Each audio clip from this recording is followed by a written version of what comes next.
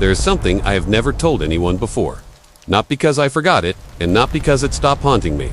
I never told it because even now, years later, speaking it out loud still makes my skin crawl, as if the words themselves might summon something that has been patiently waiting for me to remember. My name is Daniel Reed, and at the time, I worked as a late-night radio host.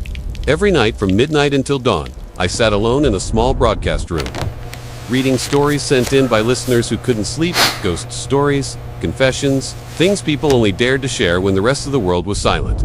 I thought I understood fear. I thought I had heard it all. I was wrong. That night, a storm rolled in suddenly, violent enough to make the entire building tremble. Thunder cracked so close that the windows rattled in their frames, and rain slammed against the roof as if something were trying to force its way inside. The radio station itself was old, isolated on top of a hill, far from the city, surrounded by trees that bent and groaned in the wind. I had worked there alone many times before, but that night felt different. The silence between the thunderclaps felt heavier, thicker, like the air itself was holding its breath. I remember glancing at the clock mounted on the wall, 11:58, 2 minutes before midnight. I adjusted my headphones, leaned toward the microphone, and continued the show, reading a listener's story about a woman in a white dress who appeared outside windows during storms. I remember thinking how familiar the trope was, how predictable. I didn't know then how carefully some stories choose their listeners. Then the phone rang. Live calls weren't unusual, but the timing made something twist in my chest. What are you talking about? I answered, expecting a voice, a joke, maybe someone trying to scare themselves awake. Instead, there was nothing, only the sound of rain and breathing. Slow, uneven breathing, so close to the receiver that it felt intimate, invasive. I joked on air, laughing nervously, suggesting the caller was really committed to the act. But the breathing didn't stop, and then a voice came through the static. It said my name, not loudly, not urgently, just spoken, softly, carefully. What froze me wasn't the words, it was the voice. It sounded exactly like mine, the same tone, the same rhythm, even the slight hesitation at the end of my name. Before I could respond, the voice spoke again. It said there was someone outside the station, a woman, wearing a white dress. It said she was looking at me through the second-floor window. I laughed again, louder this time, forcing confidence into my voice, because I was sitting on the second floor. Slowly, I turned toward the window behind me. There was nothing there, but when I looked at the security monitor beside the desk, my blood turned cold.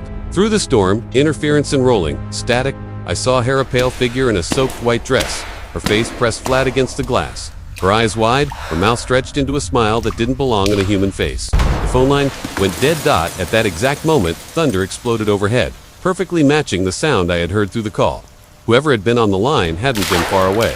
They had been right outside.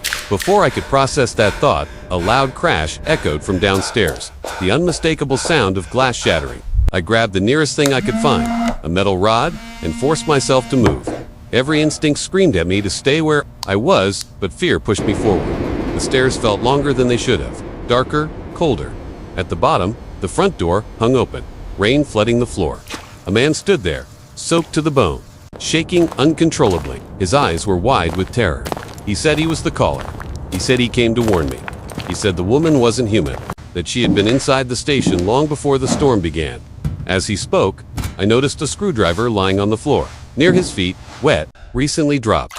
That detail lodged itself in my mind, sharp and wrong. Then my phone vibrated in my pocket. A message from a coworker. She asked why I was at the station. She said the building was closed for maintenance. Then came the sentence that made my stomach drop. She said the station didn't have a second floor. I looked around. The walls were wrong. The equipment was gone. The station wasn't old, it was abandoned. The man in front of me slowly faded from view, like mist dissolving into the rain. When I turned back toward the hallway, there was nothing left but silence. I walked deeper into the building, my footsteps echoing too loudly, until I saw a cracked mirror hanging crookedly on a stained wall. I stepped closer. At first, my reflection stared back, as expected. Then, it smiled. I wasn't smiling in the mirror. I was wearing a soaked white dress. My hair hung wet against my face. My eyes were hollow, and in that moment, understanding crushed the breath from my lungs. The woman in the window, the voice on the phone, the thing calling my name, it had been me. The storm outside stopped suddenly. The building fell silent. Somewhere, a microphone stayed on, broadcasting into the dark, waiting. Even now, years later, I can't stay awake past midnight, because sometimes, when the world grows too quiet, I hear breathing behind me, and my own voice, soft, familiar, patience calling my name.